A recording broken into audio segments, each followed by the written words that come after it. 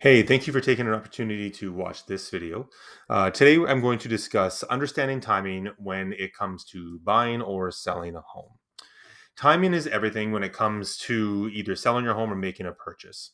Understanding those seasonal trends in the real estate markets can give you a significant advantage on whichever you're looking to do. Each season will bring its own opportunities and challenges, and knowing what to expect can help you plan for the best outcome. So let's take a look at them. Now, we got the infamous spring market, which is often considered the prime time for selling homes. And for buyers can be a great time as there's a lot more options to choose from, right?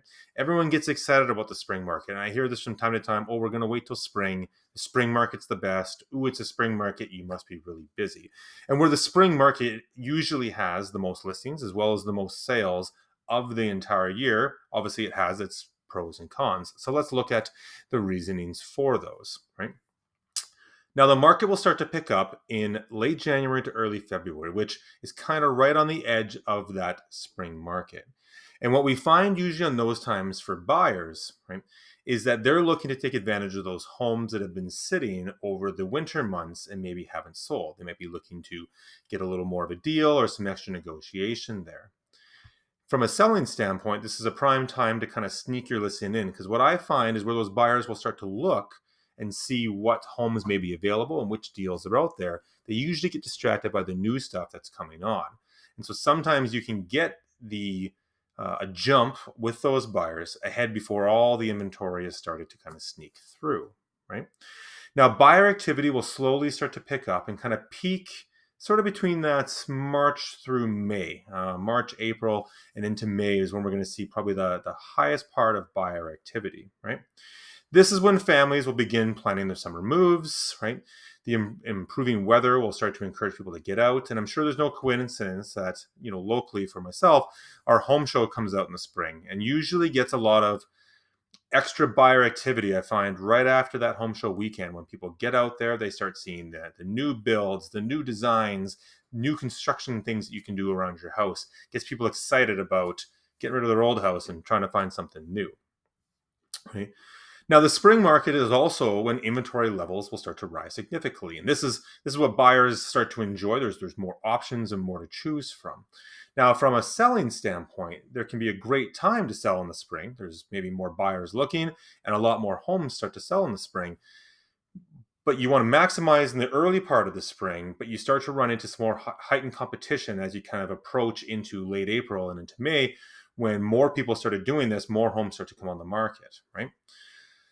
So, with so many homes on the market, your competition can be a little more fierce. And so now, as a homeowner, you're going to want to make sure that your home stands out. So, you're going to want to get on top of some of those things like the home staging, freshening up your landscaping, that those strong, deep cleans, decluttering your interiors, and making sure that you really attract your home to those buyers that are looking out there. And so this is where we start to kind of head towards the summer months, right? And as we get into the summer, right, you start to see things maybe wind down in June and especially in July, when a lot of times in an average market, we're going to see the inventory start to peak. Now, the summer is going to bring that different dynamic to the market. The weather is ideal for showcasing homes. Yards look beautiful. It's nice out there. Buyers can spend more time in your yard as they're going through and kind of picturing themselves on their deck, right? You can showcase your outdoor spaces. The buyer activity will start to slow down as families start to focus on vacations and just other summer activities, right? As it gets nicer out and people want to spend more time outside and go camping and things like that, you start to see showings start to dwindle. So now we got buyer activity slowing and listings starting to pick up. And especially in July is when we're going to see the highest number of listings in most average markets, which means more competition for sellers, but can also be a great time for buyers as you're having more choices. A lot of sellers have set their prices based off of prices they saw of comparable homes selling in the spring market when things were really good. And now they're looking to reduce their price and drop down. They're getting a little bit more frustrated, and this can be a great time for buyers to capitalize on those situations. Now, for sellers, this can be a good time to emphasize features like air conditioning, shaded patios, proximity to parks, recreational areas. But you're going to want to make sure that you're doing some competitive pricing, right? So that you can get those buyers into your house and they can see the value of it and you're not having to spend too much time in the market. Now, as summer winds down, the fall market will start to pick up again. September and October are typically steady months for buyer activity, as people are returning from vacations in July and August with a renewed sense of urgency to try to get into a property before the end of the summer and before the end of the year. The fall market will offer a bit more of a balance between serious buyers and a little bit lower inventory levels of the people who got frustrated and took their homes off the market from the summer when the things didn't sell at that height. So you're going to want to do cozy staging with warm lighting, seasonal decor, can create an inviting atmosphere that will resonate with buyers looking for their new home. School timing can be a big thing as well. Once those family vacations are done, you may see some people come home, try to look to get into a house before school starts, do a quick possession and try to get back in, especially if they're moving schools or they want to try to get things settled down before school starts. Now, as the fall market ends, we obviously head into winter, which is going to be often the quietest season for real estate. It comes with its unique advantages, though. The holidays and colder weather tend to slow down buyer activity. But the buyers who are active during this time are more motivated than they would be at any other time during the year. Right?